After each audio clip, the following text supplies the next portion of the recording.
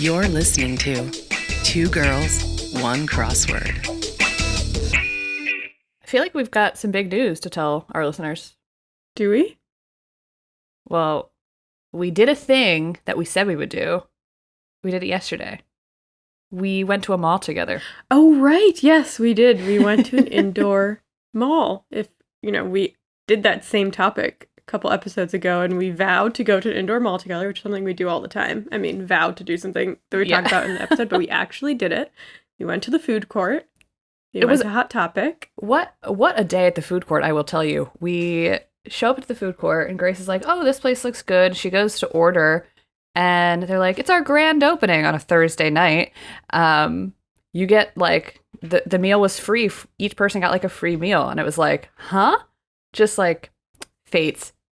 The stars aligned for us. People should be going to malls more. It was more crowded than I thought it would be on a Thursday night. I wonder how it is on the weekend, but there were a lot of stores there. There were, yeah. There were also a lot of stores that were closed. But, right. I feel like the idea of a mall these days is that everything is closed. So to see as many stores open, I was like, oh, wow. I feel like, the stores that they had were very utilitarian. Like there was a scrub store, like an Old Navy. Like these are the types of stores that you're going to get people to shop at, So those are the type of stores you want in your mall. And the Hot Topic. Auntie Anne's. Haagen-Dazs. Yes, exactly. And there's really cool, like, little animatronic, like, things that you can ride around the mall. Which we didn't ride it this time, but we do have plans to go back. Yes, we do. We cannot wait. Yeah. That was fun. If only I wish there were more indoor shopping malls, and they were the way that, God intended them, or the first designer, where they had like a grocery store, USPS, dentist, a library, whatever.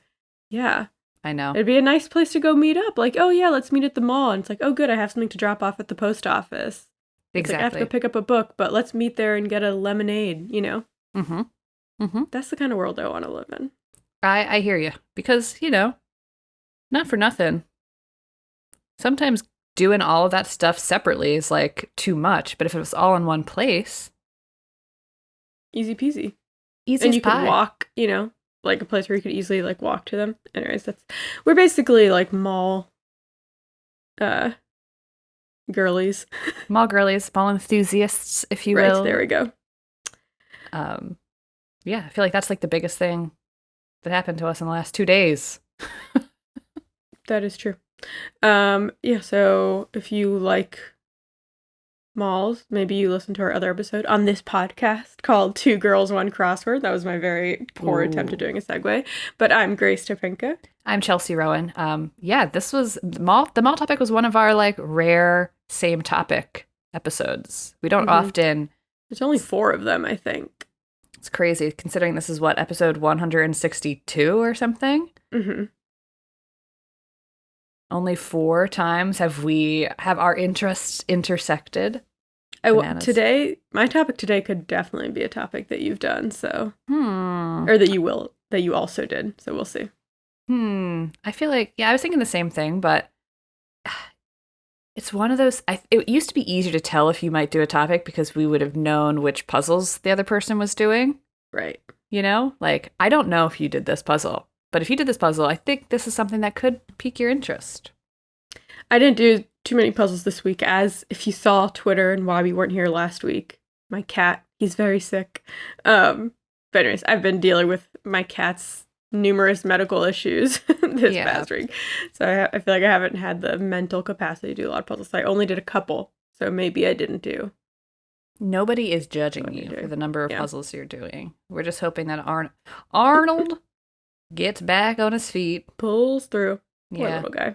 Yeah. All right. Shall we get into our... Pollapalooza.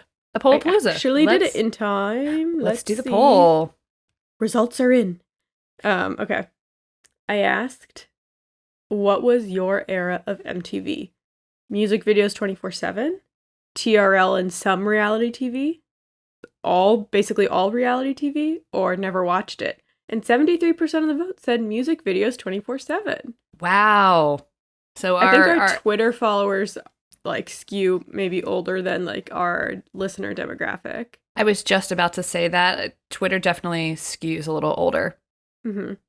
And then in second place with 27% of the vote was TRL and some reality TV. That's how I remember it. I was like on the cusp between that and then on the cusp of all reality TV, but I still remember TRL. Exactly.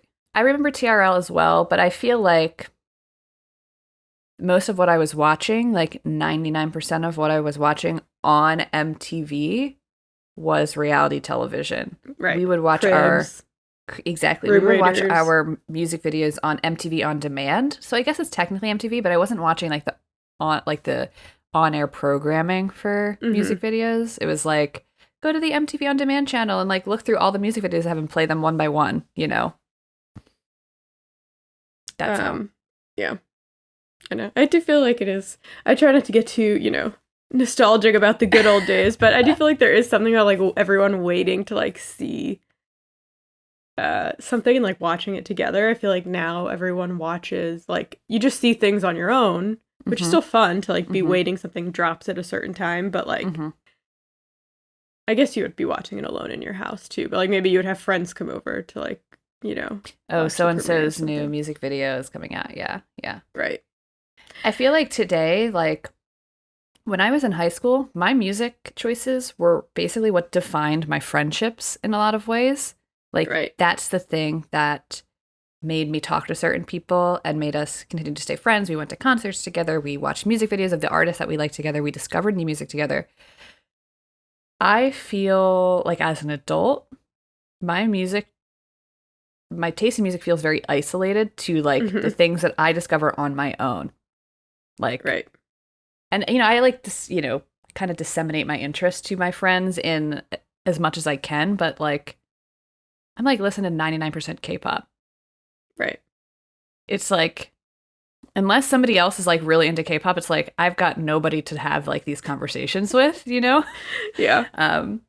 Thankfully, Matt is a very good sport. And I'm like, oh my God, this new song is coming out in 5 days and I'm so excited. And when it comes out, I'm like, can we watch it together? And he's like, yes, of course. But you should see if there's like a K-pop meetup group in Chicago, like for people over 30. That's the thing. It has to be people over 30. And like, I worry about those groups too, because they definitely exist.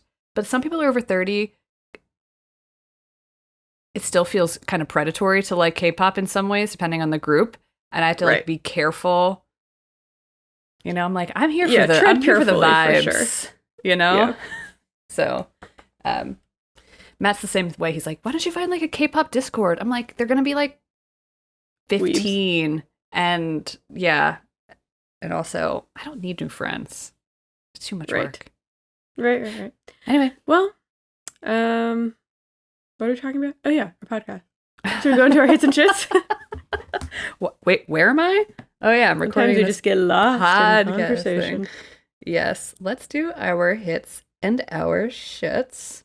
I can start us off with the Wednesday, May 31st New Yorker by Eric Agard. A bunch of good clues and answers as usual. Always. 38 across, in quotes, wrong, all wrong. And the answer was no, no, no.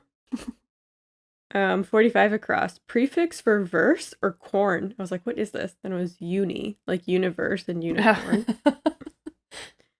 58 across, unhelpful response to anyone have the time? I don't. I feel like I say shit like that all the time. Right. Like, no, I do not. 4 down, animal namesake of the Italian word for the @ symbol. I didn't know this, but it's snail. So, like, the @ sign in Italian must be the word for snail. It does kind of look like a snail. 5 down, over here, informally, this away. This away. 11 down, person from the 305. Miamian. That's me. Represent. That's all I have from that one. Okay, cute. I did that one too. It's a good one. I'm going to do another New Yorker, the Friday, May 26th New Yorker by Ross Trudeau. The theme was fun. The puzzle was called Broken Record. And essentially it was the names of hit songs that have like a stuttering effect or like a repetitive effect. For instance, 17 across, 2009 #1 hit for Lady Gaga. And then in brackets, it has p-p-p like PPP. And Right. the answer is poker face. So poker face. And then 26 across, 1966, number 2 hit for the Beach Boys with, in brackets, ba ba ba ba, Babaran. Babaran. Ba ba ba ba Babaran. I didn't realize it was from 1966. It's like, I know a song from 1966. All right.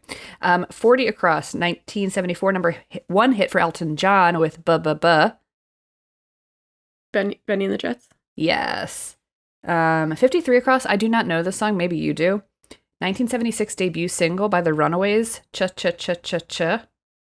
Cha changes. Cherry Bomb. Oh. I don't know No. that song.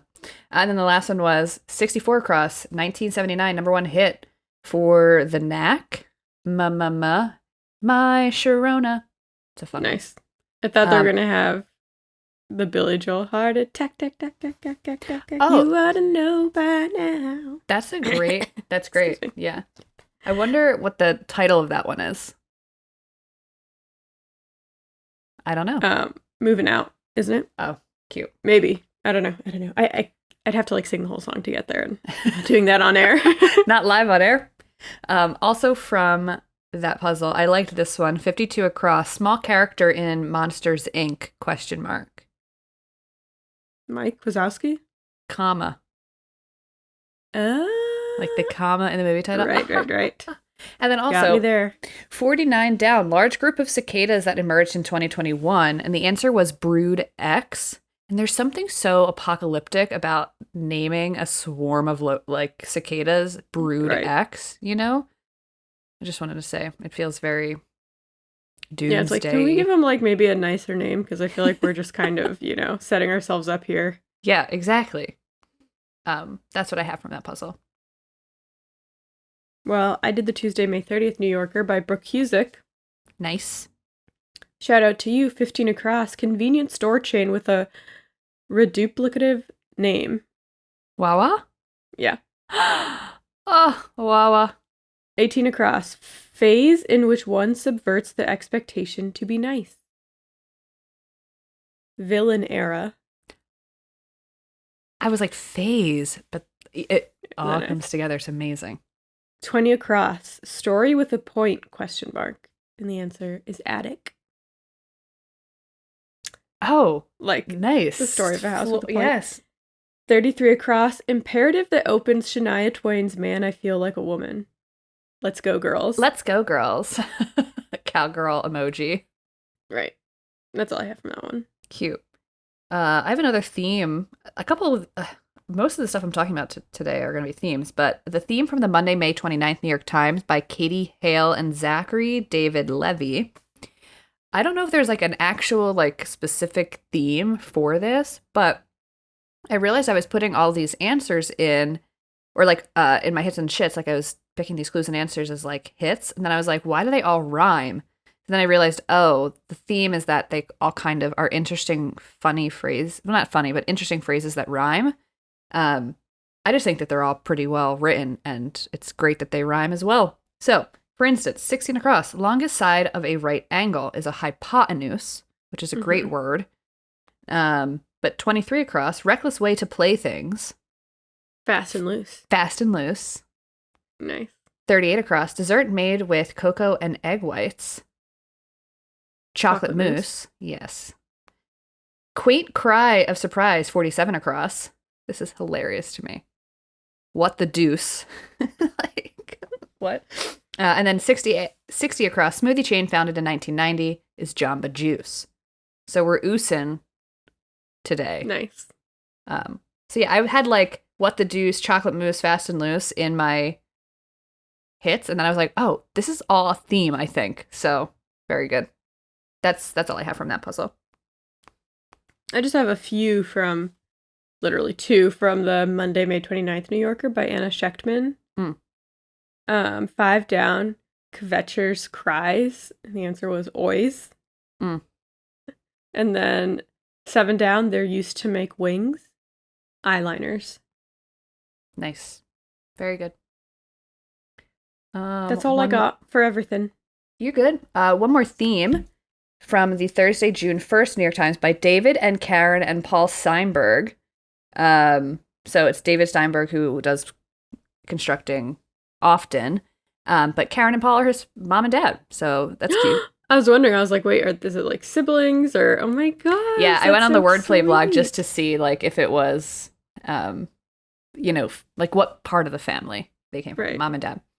Anyway, so I just pulled this description from the Rex Parker blog because it's an incredibly, it's a complicated theme. So I just want to read it because, I struggle with explaining themes sometimes. Rex is calling the theme reducing fraction. So there's a word that appears in all of the down answers, and the word is half. But instead of appearing as the word half, it appears as actual numbers and as fractions. So like, let's say it's a 2, and then underneath the 2 is a 4. So it's 2/4. So instead of saying the word half, there's a rebus effect where it says 2/4, which is half. But the number 2 in the across answer is you include it as part of the across answer as the word TWO.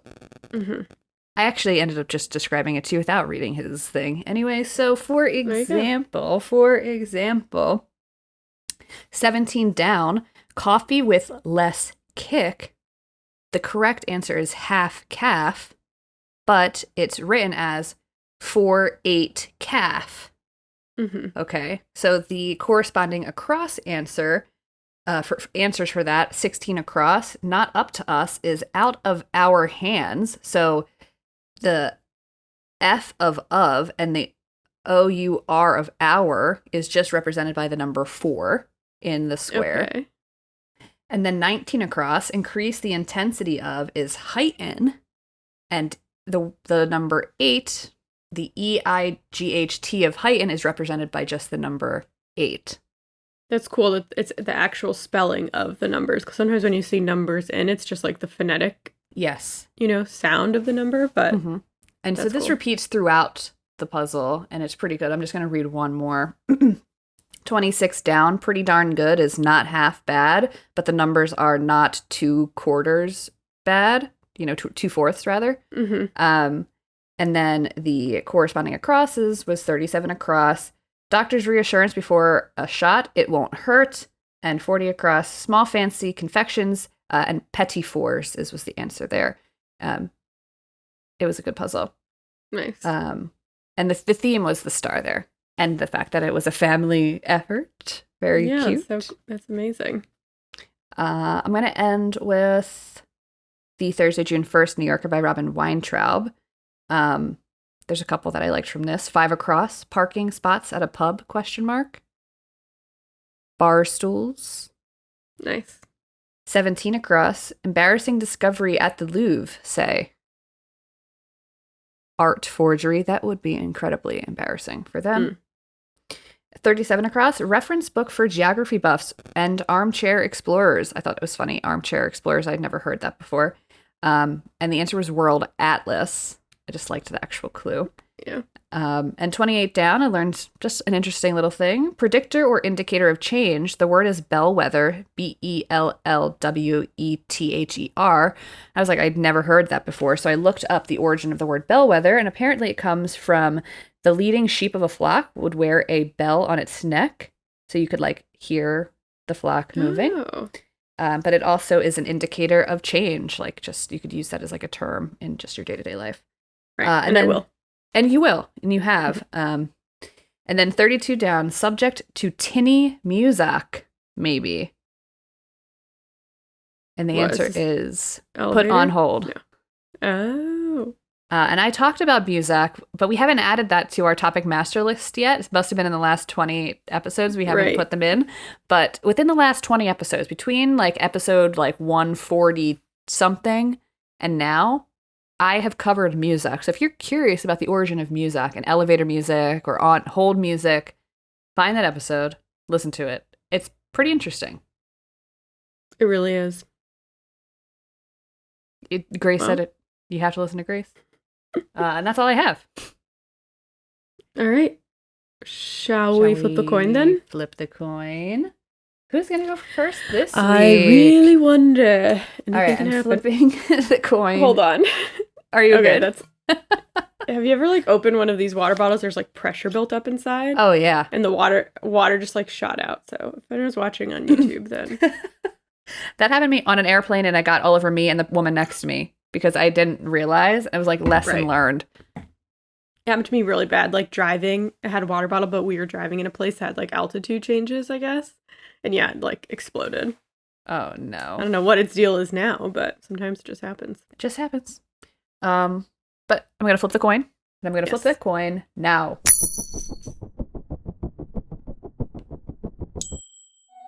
It's tails. Me? Oh my gosh, I was Little old Grace.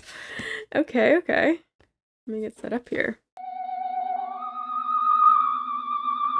My topic comes from the Tuesday, May 30th New Yorker by Brooke Husick, 37 down. Slang for dollar that is also the name of a certain video game currency. Simoleon. Yeah. I'm talking about The Sims. Oh, amazing. I did not do this, but I would have done. Or it could have been one of the ones that I did.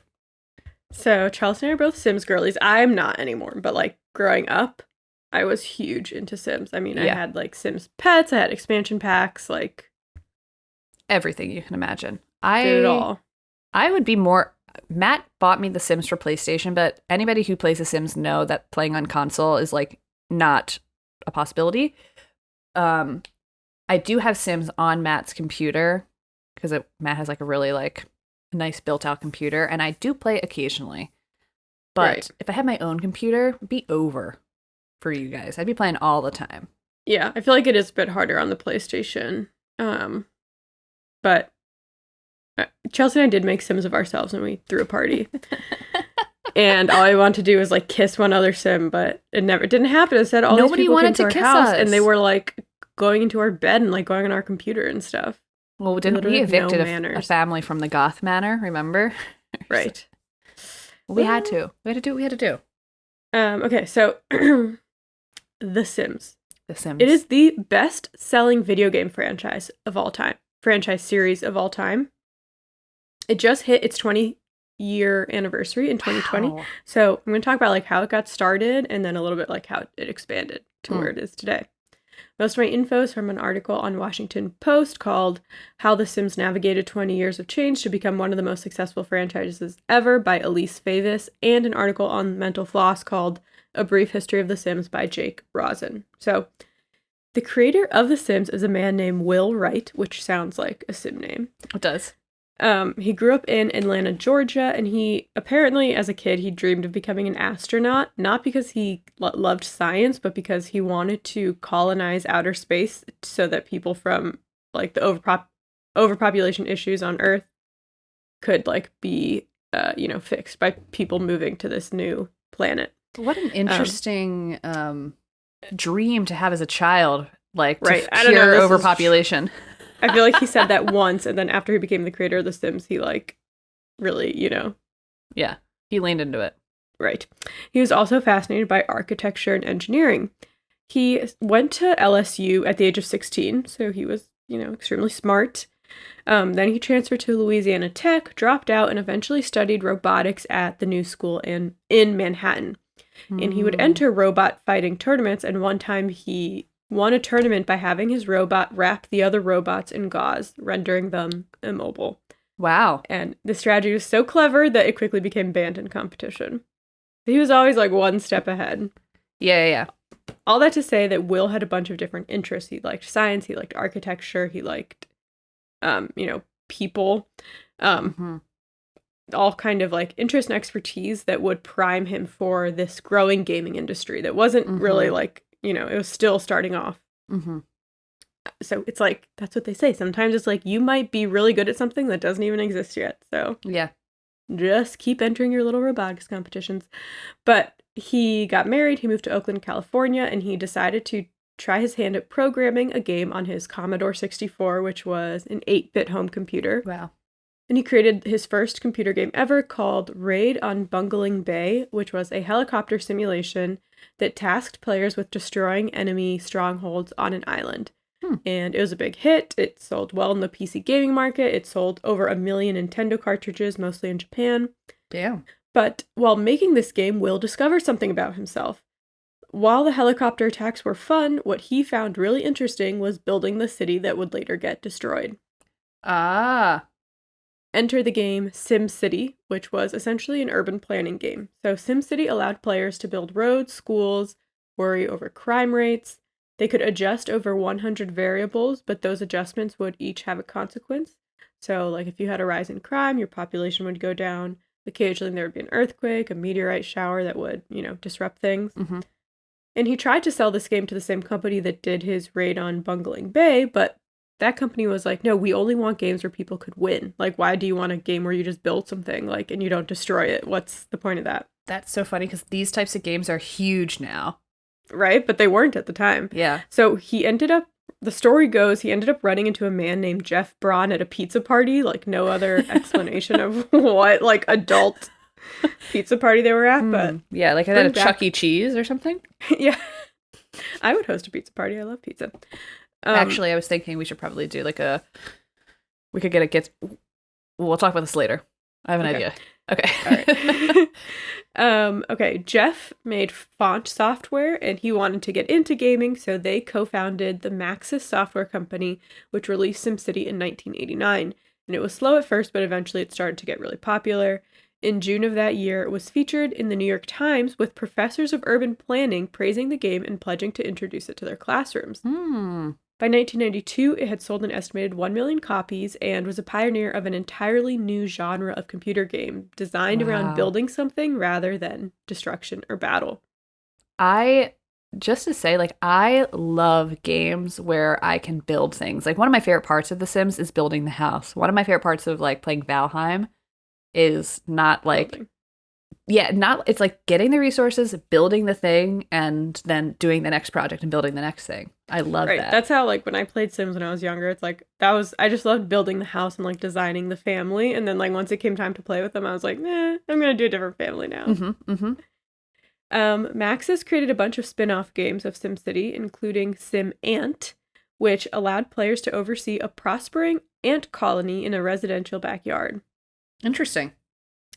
While Wright was designing Sim Ant, he was somewhat amused to realize that the game's ants were seemingly smarter than the lumbering humans who sometimes threatened to step on them. So that got Wright thinking about artificial intelligence in games and how far it could really go. This is a quote from Wright. In the game, we simulate an ant colony fairly realistically with pheromone trails, but the game had a backyard with someone walking around who could step on the ants or attack them. But he was programmed in more traditional procedural programming, and when I finished the game, I'd realized that the ants were smarter than the guy was, because they had a more robust intelligence and able to react to more circumstances. I began wondering whether there was a way we could simulate human behavior in a more distributed sense, in the way the ants do, more hard and robust. So he started playing around with the idea of a game called The Dollhouse, which involved building a domestic building, like a house, that would then get filled with virtual occupants. These AI people would react to your building as a way to measure how good of a builder you were. So he was really into this one architect who wrote a book about how, like, space in people's homes and whatever influences their mood. And so that was kind of like the base of the game. It was like, build the perfect house, and then these AI people will tell you, like, whether your house is good or not. That's basically the whole thing with Sims now. Right? But it got a little more focused on the people when in 1991 Wright's house was taken by a wildfire. So he says that when he was rebuilding his life, he had to, like, buy, a new house, buy all new items for his house. He started thinking about material goods and how they relate to people's happiness, but also how the most valued thing that he had was his relationships. So then he thought that maybe the dollhouse should focus less on the building itself, but also the people inside of it. So, like, the people and their relationships with each other, because that's also a huge part of Sims, is, like, building relationships with other Sims. Yes.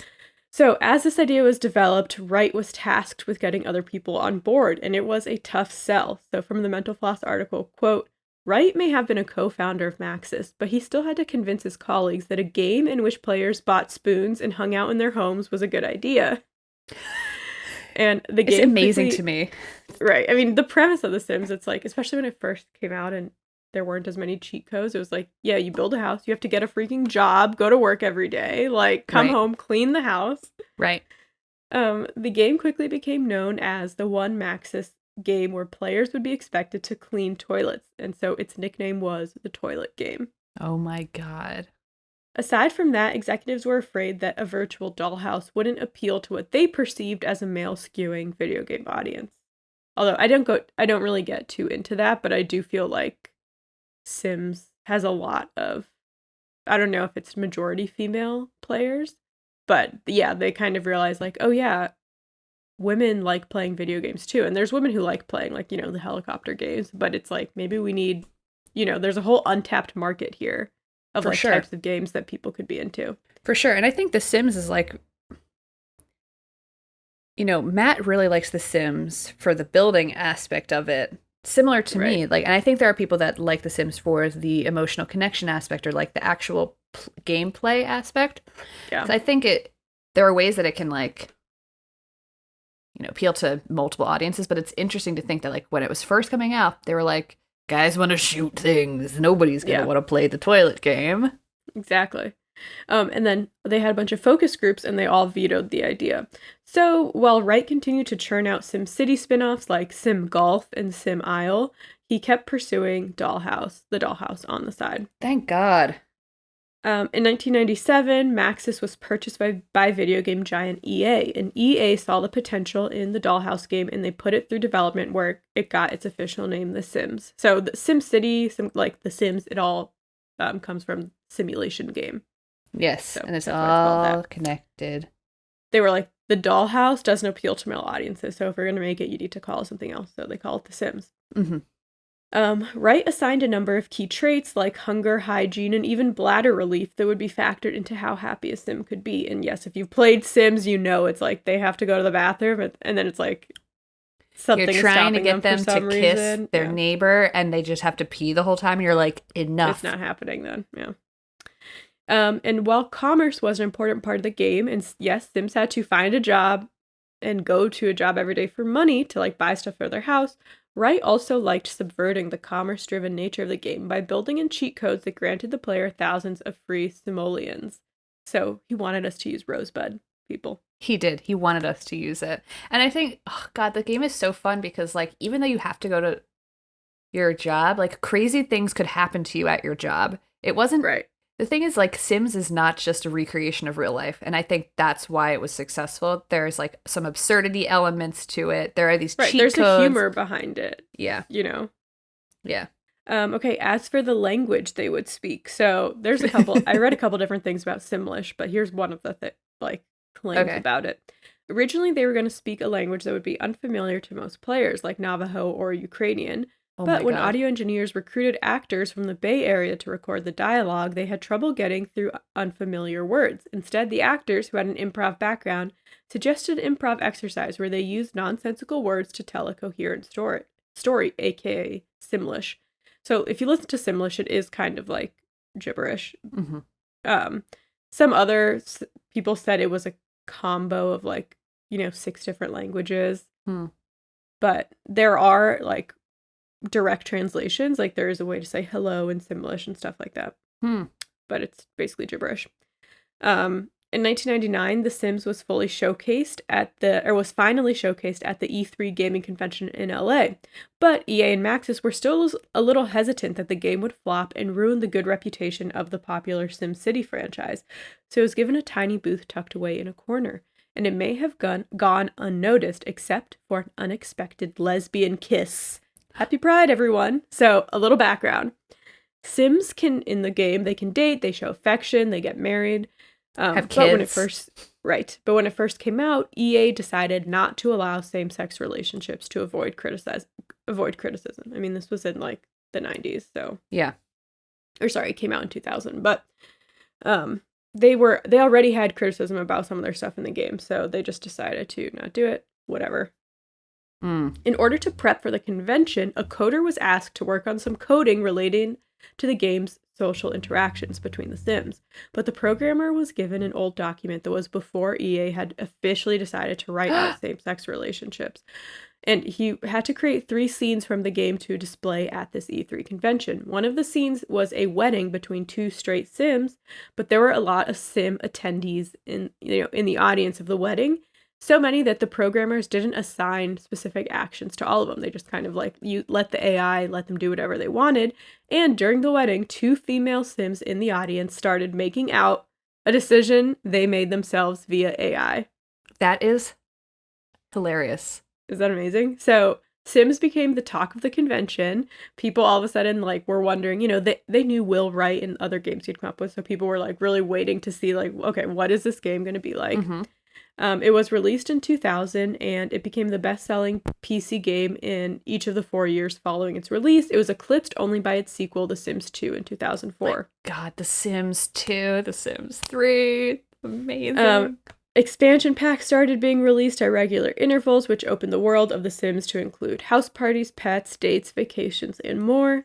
The Sims 3 followed in 2009, and it allowed gay marriage before some states in the US did, mind you. Although I think you could still have like gay Sims, but they couldn't get married until 2009. I don't know when exactly I know it was a mistake that there were lesbians at the E3 convention. I don't know when they like officially I was wondering allowed like that to happen in the after game. the hype with that, did they go back and allow that to happen in the official release of the game, or I'm curious about that. All I know is that I was playing Sims. I feel like it was Sims 2. And 2 of my girl Sims kissed, and I was like, whoa. Yeah, no. That's an option? Yeah, you put 2 girl Sims in the hot tub, and you're like, what? Yeah, can it's like, they do? Wait a minute. Okay, then Sims 4 came out in 2014. Players started sharing custom houses and characters with other players, building online communities on top of their virtual communities. So yeah, The Sims now, I mean, I'm not involved in it now, but it is still huge.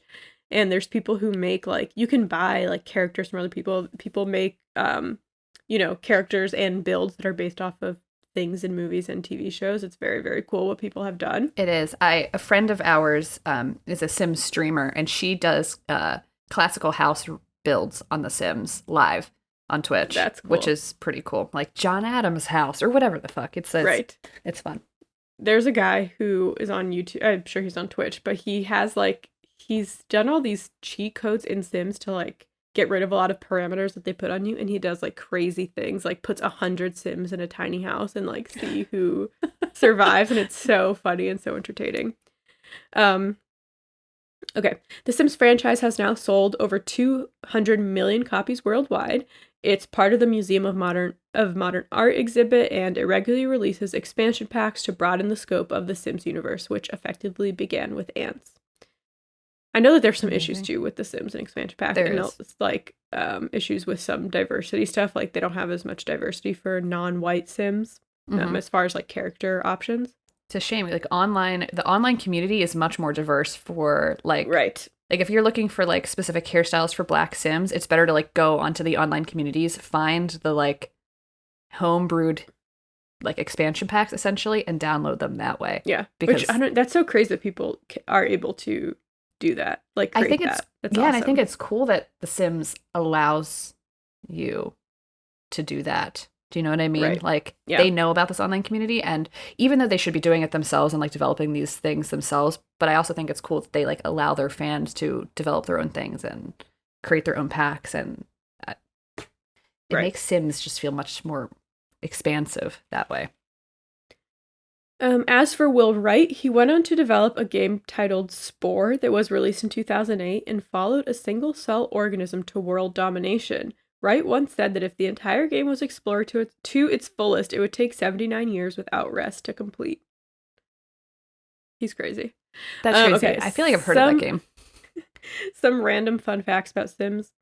Wright introduced a mysterious virus into the Sims world, and many players would see their Sims fall ill for no reason. The community boards all started talking about it, and they were able to trace it back to the guinea pigs that players were able to purchase. That is hilarious. I love The Sims. There's truly so much wild shit that can happen in The Sims. It's so good. I know, like when people die, but then they can come back and be like a ghost version of themselves. Well, I told you that I spent like, it felt like weeks. It was like a couple days, like doing like a whole house and like all these characters. As soon as I finally start to play, I had speakers outdoors, but I had the seasons expansion. So like it was raining and the speakers like started electrocuting and started to like not work. So I hired an electrician to come to the house, which you can do in The Sims, to fix the speakers. And the electrician got electrocuted to death because he was fixing it out in the rain. And then the Sim that found his body kept his urn in his inventory. And then every time you would try to interact with the Sim, he was just, his mood was depressed, and he just kept thinking about the electrician and wanted to go visit his grave. And then the electrician's ghost came back and was hanging out with my Sim. And I'm like, I gotta put a kibosh on this. I cannot have you hanging out with a ghost right now, my dude. That's amazing. Wild. Makes me want to play. Sims have worked with artists to create Simlish versions of existing songs like We Bayou or We Are Young by Fun and Last Ruby New or Last Friday Night by Katy Perry. He's actually recorded a song in Simlish. In Simlish. Wild. Yeah. Okay, and then random as far as the lore in Sims. There is, in my research, I found there is a Sims game that it actually follows a storyline. I've heard of this. I've never played it, though. I've never played it either, but I'm like, maybe because one of my issues with Sims, I don't like games that are just open world, no parameters, because it stresses me out too much. You have to have a goal with Sims, or it can be really overwhelming, Right. But as far as Sims storylines, maybe that happen throughout the different games, there is a Sim from the first game called Bella Goth, which was she came with the game, an already created character. Mm-hmm. But somewhere between Sims 1 and Sims 2, she disappeared. In Sims 3, you can find books that talk about her disappearance, in the game, leading players to believe she may have been murdered or kidnapped.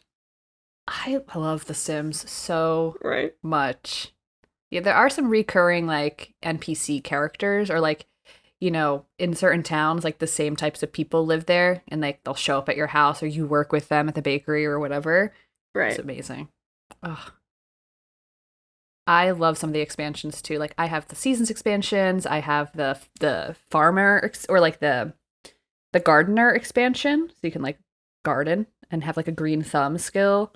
Cute. The vampire expansion, the wizards expansion. I know. There's a pirates expansion. Ugh. I think the last expansion I got was pets. When we first started playing The Sims, we didn't know the cheat code, so it was just me and my friend sitting at her computer, desperately trying to not set the house on fire. And then one time we did, because we had the cheapest stove that there was, and the Grim Reaper came, and I had the other Sims on their knees begging the Grim Reaper to let my Sims live. It did not work. Right, and you have to because I didn't know the cheat codes either when I first started playing. You have to read books about to build your cooking skill and yes. And then we're 18 years old, and the school bus picks us up every day to take us to school. We have to do our homework. Yeah. Crazy. A lot of fun. Wow. Oh, am I going to play The Sims a little bit this weekend? Maybe. Anything's possible. I haven't played the one that I made, last year, because I was so frustrated with the Sim with the freaking electrician, because he just Debbie Downers everybody. And I'm I'm sorry you witnessed this man's body, but we need to move on. Is there a therapy Sim I could send you to? What can I do? Maybe. I should look up how to get my Sim to stop being obsessed with this stop urn. Yeah. It's the electrician was over for less than 10 minutes in game. Okay, but he saw him. He found his body, so he's going through something. That's traumatizing to anyone. You're right. He literally carries the urn of the Sims' ashes with him. I'm this is crazy. Anyway, I love The Sims. If you're interested in playing The Sims, let me know, and I will tell you all about the things that you could do. Amazing. Shall we move to my topic? Yes. Okay. So my topic comes from the Thursday, June 1st New Yorker by Robin Weintraub, 35 across. Flower at the center of a 17th century Dutch market crash. Tulip. It's got to be a tulip if it's Dutch, right? But yes, it's a tulip. So I was what? I feel like I've seen this in the crossword before, and I'm maybe I'll do this as the topic, but I never picked it. It's an it's one of those things that feels you're this is an interesting, unique factoid. It makes you want to look into it, I don't have an interest in like tulips per se, but interesting factoids, yes. So yes, we're talking about the tulip in relation to this, 17th century Dutch market crash. The period of time that we're talking about is in the Netherlands, and it's now known as the tulip mania. Okay? We're talking about tulip mania in the Netherlands. This is how the story goes. According to the account in Scottish author Charles Mackay's book, quote, Memoirs of Extraordinary Popular Delusions and the Madness of Crowds from 1841, in the year of 1636, the entirety of Dutch society went crazy over exotic tulips. As prices rose for these tulips, people got swept up in speculative fever, spending a year's salary on rare bulbs in hopes of reselling them for a profit. Mackay dubbed the phenomena the tulip mania. And here's a quote from his book. Quote, a golden bait hung temptingly out before the people, and one after the other they rushed to the tulip marts, like flies around a honeypot. Nobles, citizens, farmers, mechanics, seamen, footmen, maidservants, even chimney sweeps and old clothes women dabbled in tulips, end quote. Basically, when tulips came to the Netherlands, all the world went mad. A sailor who mistook a rare tulip bulb for an onion and ate it with his herring sandwich was charged with a felony and thrown in prison. A bulb named Semper Augustus, notable for its flame-like white and red petals, sold for more than the cost of a mansion in the fashionable Amsterdam neighborhood, complete with coach and garden, and plenty of other crazy stories. When the tulip bubble inevitably and suddenly burst in 1637, Mackay claimed that it wreaked havoc. Rocked? It rocked the economy, the Dutch economy. Quote from Mackay, many who, for a brief season, had emerged from the humbler walks of life were cast back into their original obscurity. Substantial merchants were reduced almost to beggary, and many a representative of a noble line saw the fortunes of his house ruined beyond redemption. End quote. Like, okay, damn. This is the tulip mania? I'd never heard of this. People were going crazy really for tulips. Like mania. It does.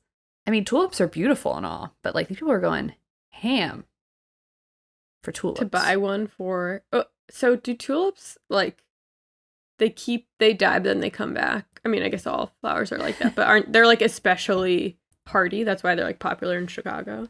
I don't know if they're particularly hardy. I don't really know. I didn't look too much into like how tulips grow, but I do know that growing a tulip from seed, it can take like 7 to 12 years for it to actually flower. And so the way you grow a tulip is from its bulb, which you get after it flowers, and you keep replanting that, or you keep seeding it from the bulb, and you're able to get flowers quicker that way. But growing it just from seed will take years. And so these people were going crazy for the bulbed tulips because they're hard to grow and they're beautiful. And they were also exotic. They were not native to Europe, which we'll talk about in just a second.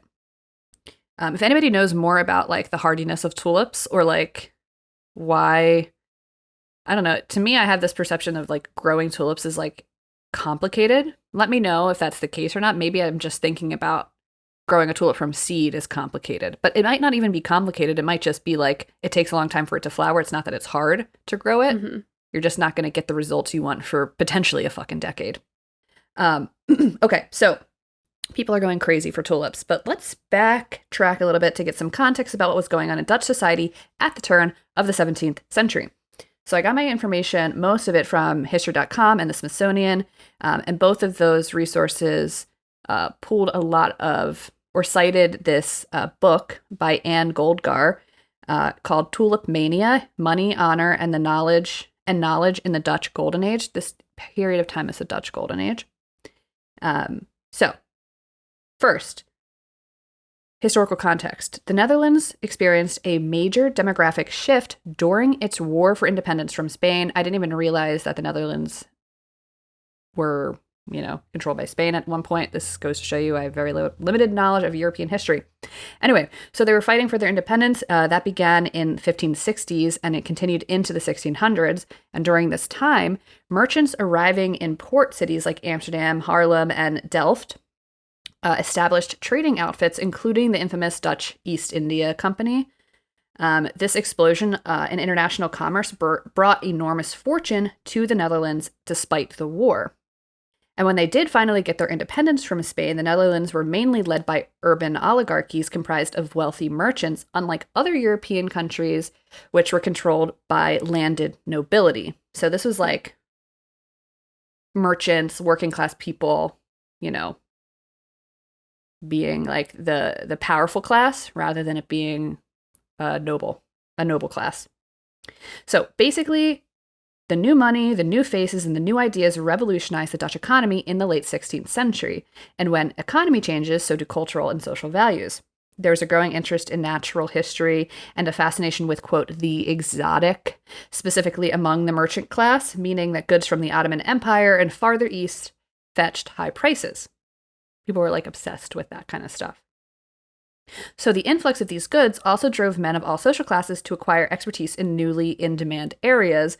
An example from Anne Golgar, fish auctioneer Adrian Conan, whose watercolor illustrated manuscript whale book allowed him to actually meet the president of Holland. So he was like a fishmonger down at the docks, but he was able to write this like watercolor book that became very popular, and he was able to meet the president of Holland. So it was like there was like a revolution of culture, a revolution of class. Like working men could become the merchant class. You could like make your own money and like pull yourself up by your bootstraps and like you live the American dream in Holland, which at the time was called Holland. It's now just the Netherlands.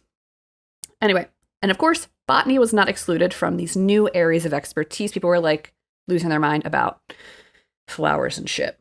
So during this golden age, one Dutch botanist named Carolus Clusius established a botanical garden at the University of Leiden in the 1590s, and it was here that the tulip quickly rose to a place of honor.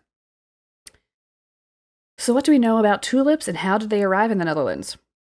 So originally tulips could be found growing wild in the valleys of Tian Shan Mountains on the border where China and Tibet met Afghanistan and Russia.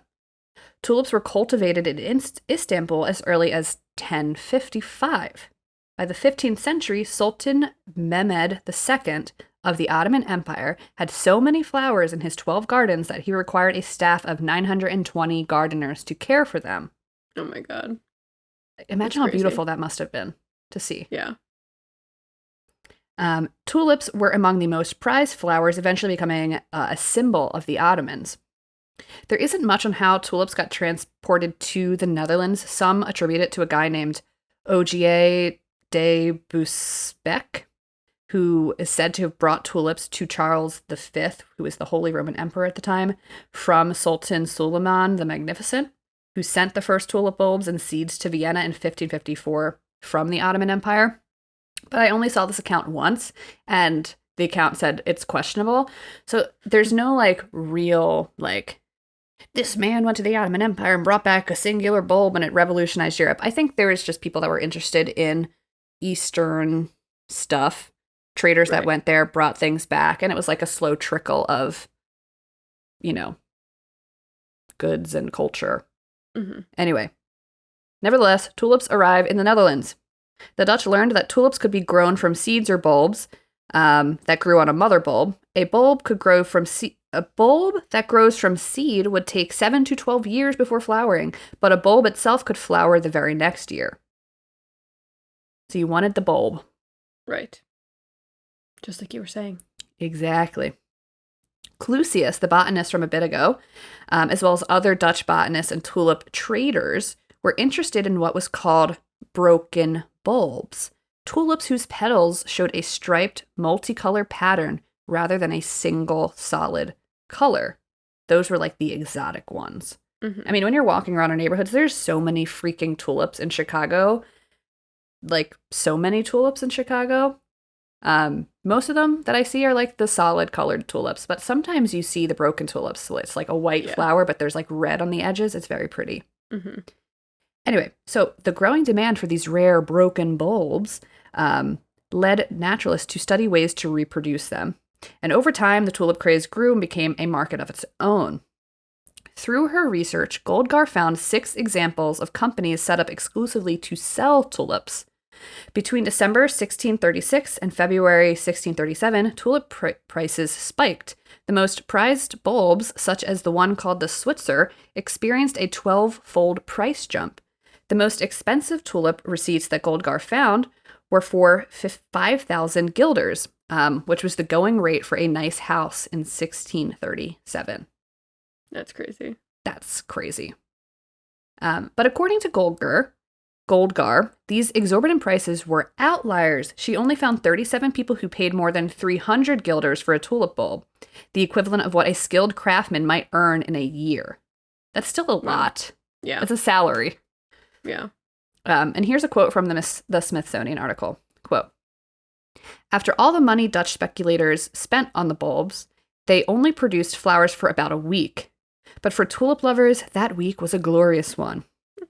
And this is a quote from Goldgar in that Smithsonian article. "As luxury objects, tulips fit well into a culture of both abundant capital and new cosmopolitanism. Tulips required expertise and appreciation of beauty and the exotic, and of course, an abundance of money." Mm-hmm.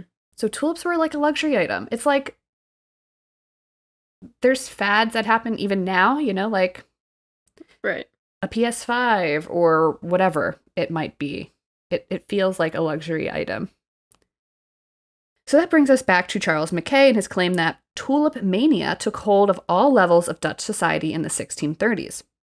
Here's another quote from Mackay's book. Quote, "The rage among the Dutch to possess them was so great that the ordinary industry of the country was neglected and the population, even to its lowest dregs, embarked in the tulip trade." End quote. According to Mackay's narrative, everyone from the wealthiest merchants to the poorest chimney sweeps jumped into the tulip industry, buying bulbs at high prices and selling them for even more. Companies formed just to deal with the tulip trade, which reached a fever pitch in 1636. But by February 1637, the bottom fell out of the market. More and more people defaulted on their agreement to buy the tulips at the prices that they had promised, and the traders who had already made their payments were left in debt or bankrupted. At least that's what has always been claimed. According to Goldgar, quote, "There weren't that many people involved, and the economic repercussions were pretty minor. I couldn't find anybody that went bankrupt. If there had been a really wholesale destruction of the economy, as the myth suggests, that would have been a much harder thing to face." End quote. So Goldgar, she'd heard this myth her entire life. She's a historian. And so she spent years researching tulip mania. And that's what her book talks about, is like basically debunking the myth. Like there was a sort of tulip mania, but it wasn't this huge thing that like was a wholly destructive to the Dutch economy. Like, yes, prices spiked and eventually like the bottom fell out and some people like got the short end of the stick, but it wasn't like the housing crash of like 2008. You know what I mean? Like that's what people made it seem like, and that's not what it was. Right. All of that said, not everything about Mackay's story is wrong, of course. Merchants really did engage in frantic tulip trade, and they paid incredibly high prices for some bulbs. And when a number of buyers announced that they couldn't pay, the market did fall apart and cause a small crisis, but only because it undermined social expectations. Here's another quote from Goldgar, quote, "In this case, it was very difficult to deal with the fact that almost all of your relationships are based on trust, and people said, 'I don't care that I said I'm going to buy this thing. I don't want it anymore, and I'm not going to pay for it.' There was really no mechanism to make people pay because the courts were unwilling to get involved." End quote. So, like, the courts were like, "Sorry, that's on you guys. You had, like, a deal. It didn't work out. I don't know what to tell you." So that didn't help the fact that people were like, "You're supposed to pay me. We had this agreement, and the courts were like, I'm not involved. But the tulip trade didn't affect all levels of society, and it didn't cause the collapse of an industry in Amsterdam and elsewhere. If it really wasn't a calamity, why was it made out to be one? Apparently, this is so freaking interesting to me, we can blame Christian moralists for this. So Classic. yes, I was like, of course, the Christians, here they come. This is actually the Calvinists specifically. So in Simon Schama's book, The Embarrassment of Riches, an interpretation of Dutch culture in the Golden Age, here's a quote. The prodigious quality of their success went to their heads, but it also made them a bit queasy. All the outlandish stories of economic ruin, of an innocent sailor thrown in prison for eating a tulip bulb, of chimney sweeps wading into the market of hopes in hopes of striking in rich. Those come from propaganda pamphlets published by Dutch Calvinists worried that the tulip-propelled consumerism boom would lead to social decay.